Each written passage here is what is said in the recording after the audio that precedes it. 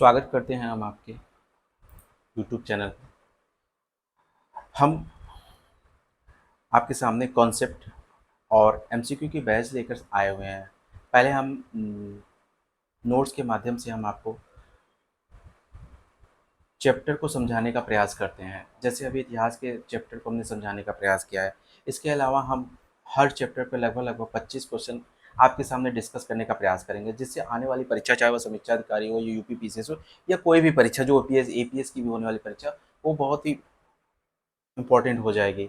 इस यहाँ पे हम चर्चा करने से आपको परीक्षा के दृष्टि से कुछ महत्वपूर्ण प्रश्न देखने को मिलेंगे, आपका कॉन्सेप्ट क्लियर होगा, जिससे आप परीक्षा के लिए पूरी तरह तैयार हो सकेंगे। ठीक है, पहले 25 क्वेश्चन की डिस्कशन किए जा चुके हैं, आप जाके पुराने वीडियो को देख सकते हैं। आज हम वैदिक काल से शुरू करेंगे, यहाँ 25 प्रश्न को हम डिस्कस करेंगे।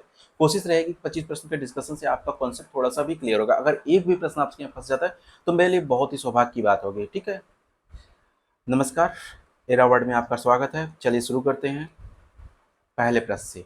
वैदिक युग में देवता क्या दिखाते थे? देवता को क्या दर्शाया जाता था? जाहिर सी बात है, वैदिक युग में देवता को हम जो दिव्य प्राणी मानते थे। ठीक है, इसका सीधा सा कॉन्सेप्ट है, दिव्य प्राणी मानते थे। दूसरा दूसरा यह है कि वैदिक युग में संस्कार का क्या महत्व होता था? अब संस्कार क्या था? संस्कार एक कह सकते हैं आप कर्म कांड की एक मान्यता थी। जैसे हम अनुष्ठान करते हैं, हमारी पूजा पाठ होता था। 16 संस्कार के बारे में आपको बताया गया है। 16 संस्कार में हम क्या करते थे? हमारा नामकरण होता था, सब कुछ होता था, जीवन से लेकर मरण तक का। तो ये हम कह सकते हैं कर्म का प्रयोग, जिसे आप अनुष्ठान शुद्धता के नाम से भी जान सकते थे। ठीक है, संस्कार का मतलब ये होता है कि अनुष्ठान शुद्धता की जाती थी, किस प्रकार शुद्धिकरण किया जाता था, और ये पूजा का ही एक भाग होता था, ये अध्यात्म का ही एक भाग होता था। ठीक है, बाकी दूसरा, वैदिक युग में वेद क्या दर्शाते थे? वैदिक युग में वेद क्या दर्शाते थे? वेद हमारे क्या है? वेद हमारे प्राचीन ग्रंथ है। ठीक है, इसमें और ज्योतिष चार्ट नहीं, पुराण कहानी नहीं, सीधी हमारे प्राचीन ग्रंथ है। इन ऑप्शन, चारों ऑप्शन केवल यही सही आपको देखने को। बाकी इस एक्सप्लेनेशन आप देखने को देख सकते हैं। बहुत ज़्यादा एक्सप्लेन की जरूरत है यहाँ पे नहीं है, आपको पीडीएफ मिल जाएगा, आप एक बार पढ़ लीजिएगा। अब पूछा गया है कि चारों वेद में, ये भी पूछा जाता है चारों वेद में कौन सा वेद नहीं है? तो सामवेद, जैसे देखिए सरल क्वेश्चन, ब्राह्मण वेद जो है कोई वेद नहीं है, ध्यान रखने वाली बात है। अब आते हैं कुछ क्वेश्चन है तो जैसे स्टेटमेंट कंक्लूजन में सीधे प्रश्न आएंगे, सीधे प्रश्न को आपको समझना होगा। जैसे पूछा गया है कि ऋग्वैदिक काल का सबसे पुराना ग्रंथ, सबसे पुराना पवित्र ग्रंथ है। ऋग्वेद जो है वैदिक काल का सबसे पुराना पवित्र ग्रंथ है। ठीक है, ये सही है। उत्तर वैदिक काल में महाजनपदों का उदय हुआ था, तो ये कहना गलत होता। उत्तर वैदिक काल में महाजनपद का उदय नहीं हुआ था, तो ये कहना गलत होगा। ठीक है, दूसरी चीज, उत्तर वैदिक काल को संस्कृति भाषा के उपयोग से चिन्हित किया गया था। दूसरा, उत्तर वैदिक काल में उपनिषदों की रचना देखी गई। तो देखा जाए तो उत्तर वैदिक संस्कृत, वेद हमारे संस्कृत में ही है, और उपनिषद की भी रचना आपको उत्तर वैदिक काल में ही देखने को, वेद के वैदिक काल में नहीं देखने को मिलेंगे। ठीक है, आगे चलते हैं। वैदिक काल में बलि अनुष्ठानों की प्रथा, हाँ ये देखी गई है। उत्तर वैदिक काल में जाति व्यवस्था का पतन देखा गया। हाँ ये बात सही है, उत्तर वैदिक काल में अगर आप देखेंगे तो जाति व्यवस्था का पतन देखा गया है। ठीक है, आते हैं, ये सारी चीजें कॉन्सेप्ट हैं, ये सारे कॉन्सेप्ट आपको पढ़ाए जाएंगे हमारी क्लास में, नहीं तो आपको कहीं किताबों में जरूर पड़ेगा। हम बस प्रश्नों के माध्यम से आपके सामने डिस्कशन कर रहे हैं। ठीक है, चलिए चलते हैं। दूसरा, ऋग्वेद में विभिन्न देवी देवताओं को समर्पित भजन शामिल है। ठीक है, दूसरा, उत्तर वैदिक काल में मौर्य समाज का उदय हुआ था। अब सबसे बड़ी बात है, देखा जाए तो पहला कथन तो सही है कि देवी देवताओं को समर्पित, लेकिन उत्तर वैदिक काल में मौर्य समाज का उदय, तो ये पूरी तरह गलत है। उत्तर वैदिक काल में मौर्य समाज का उदय नहीं हुआ था, मौर्य समाज का उदय बहुत बाद में हुआ था। ठीक है, कह रहा वैदिक काल की विशेषता प्रजातात्मक समाज थी, नहीं, ये पूरी तरह गलत है। उत्तर वैदिक काल में नगर नियोजन, शहरीकरण का विकास देखा जा सकता है, हाँ ये एकदम सही हो सकता है। ठीक है, बाद में आप देखेंगे कि वैदिक काल में नगरीकरण, शहरीकरण का विकास देखे गए हैं। ठीक है, जैसे जैसे व्यापार बढ़ता गया। हाँ, पित्त सत्तात्मक समाज नहीं हो सकती, ये पित्त सत्ता नहीं, ये कर्म प्रधान था। ठीक है, आपको ध्यान रखना होगा, ये समतावादी समाज के सिद्धांत पे ये लोग काम करते थे। ठीक है, तो ये ऐसा कुछ कथन नहीं है। वैदिक काल में रामायण की रचना देखने को मिली है। ठीक है, दूसरा, वैदिक काल में आपको उत्तर वैदिक काल में जैन धर्म और बौद्ध धर्म का, तो वैदिक काल में रामायण की रचना देखने को नहीं मिले, तो ये कथन गलत है। दूसरा कथन सही है कि उत्तर वैदिक काल में अगर आप जाएंगे तो जैन धर्म और बौद्ध धर्म का, क्योंकि उत्तर वैदिक काल आते आते वैदिक कर्म कांडों का क्या हो गया था, लोग उगने लगे थे, इन्हीं लोगों के प्रभाव के स्वरूप शुद्धिकरण के लिए जैन धर्म और बौद्ध धर्म का उदय हुआ था। तो ये आप कौन से पढ़े होंगे, ये कौन से पढ़े होंगे, तो आपको ये क्वेश्चन समझ में आ रहा होगा। चलिए आगे चलते हैं। उत्तर वैदिक काल में लोहे के औजार और हथियारों का उपयोग देखा गया था, हाँ ये सही है। सॉरी, वैदिक काल में लोहे का औजार, ठीक है, ये भी सही। उत्तर वैदिक काल में गिल्ड और व्यापार का नेटवर्क, हाँ सही है, क्योंकि वैदिक काल के बाद उत्तर वैदिक काल आते आते नगरीकरण, थोड़ी शहरीकरण बढ़ावा होने लगा, लोगों ने व्यापार व्यापार करना शुरू कर दिया, जिससे क्या हुआ, समृद्धि की तरफ थोड़ा सा आया। ठीक है, तो ये भी क्वेश्चन सही है, दोनों सही है। ठीक है, अगले क्वेश्चन की तरफ चलते हैं। वैदिक काल की विशेषता, वैदिक काल की विशेषता जनजातीय सामाजिक संरचना की व्यापकता थी। हाँ सही है, खानाबदोश जिंदगी होती थी तो जनजातीय। उत्तर वैदिक काल में गुप्त साम्राज्य, ये भी गलत है, अभी हमने ऊपर पढ़ा था मौर्य समाज। तो हम यहाँ पे आपको क्वेश्चन के माध्यम से समझाने का प्रयास कर रहे हैं। ठीक है, अगले क्वेश्चन की तरफ चलते हैं। वैदिक काल में जाति व्यवस्था का विकास देखा गया। हाँ, जाति व्यवस्था का विकास देखा गया, समतावादी, समाजवादी, सब जाति व्यवस्था दी गई। उत्तर वैदिक काल में सिक्कों का प्रचलन, हाँ जब नगरीय सभ्यता हुई, व्यापार होना शुरू हुआ, तो सिक्कों का भी प्रचलन शुरू हो गया था। ठीक है, अगले क्वेश्चन की तरफ आते हैं। 14 नंबर के क्वेश्चन है, उत्तर वैदिक काल में शक्तिशाली राज्य और साम्राज्य की स्थापना देखी गई। सॉरी, वैदिक काल में शक्तिशाली राज्य और साम्राज्य की स्थापना, गलत बात है। उत्तर वैदिक काल में बड़े पैमाने पर कृषि बस्तियों का उदय हुआ, गलत बात है, ऐसा नहीं है, दोनों कथन गलत है। ठीक है, वैदिक काल में साम्राज्य की स्थापना हुई, बल्कि छोटी छोटी जनजातियों का आप देखेंगे। उत्तर वैदिक काल में बड़े पैमाने पर किसी बस्तियों का उदय नहीं हुआ, ऐसी बस्तियां बाद में उत्तर वैदिक काल में भले उभरी, लेकिन इस समय नहीं थी। ठीक है, आते हैं 15वें क्वेश्चन की तरफ। ऋग्वेद में कथन और कारण है, ध्यान रखेंगे, कथन और कारण है।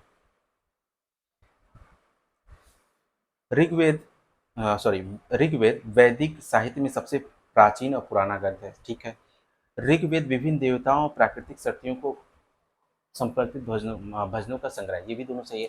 तो कथन भी सही है और कारण भी सही है, लेकिन ये इसकी व्याख्या नहीं करता। क्यों नहीं करता? देखिए, कथन सत्य है क्योंकि ऋग्वेद सबसे पुराना, कारण भी सच है क्योंकि ऋग्वेद का संग्रह है, लेकिन ये विशेष रूप से नहीं बताया गया कि सबसे पुराना क्यों है। ठीक है, ध्यान रखने की बात है।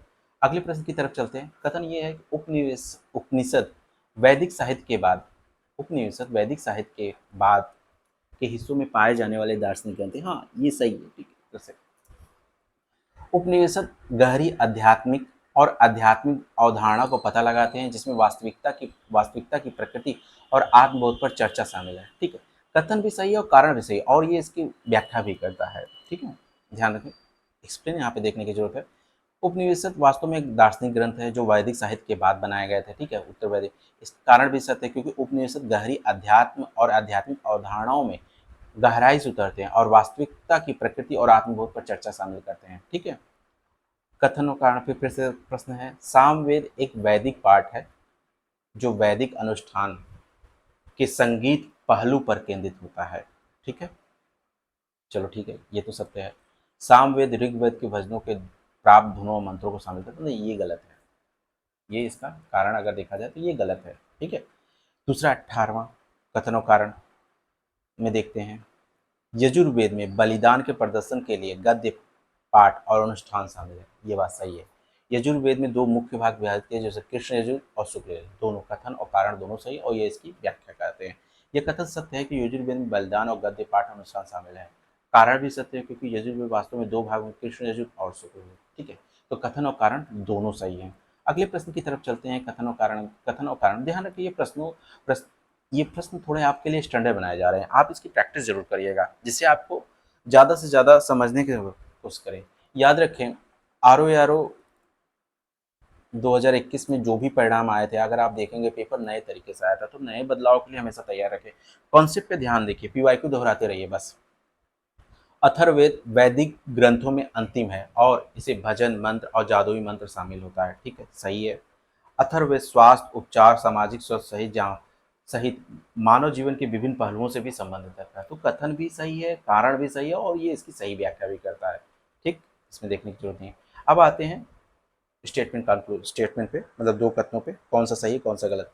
गंगा यमुना के दोआब क्षेत्र और उसके सीमावर्ती क्षेत्र पर आर्यों ने कब्जा कर लिया, जिसे ब्रह्म ऋषि कहा गया, ये कथन सही है। कालांतर में पूरे उत्तर भारत में आर्यों ने विस्तार किया, जिसे आर्यवत कहा। तो दोनों कथन, पहला कथन भी सही है, दूसरा कथन भी सही है। अब इसमें ये कह रहा है कि असत्य कथन चुनिए। ठीक है, ऋग्वेद में ऋग्वेद में हिमालय पर्वत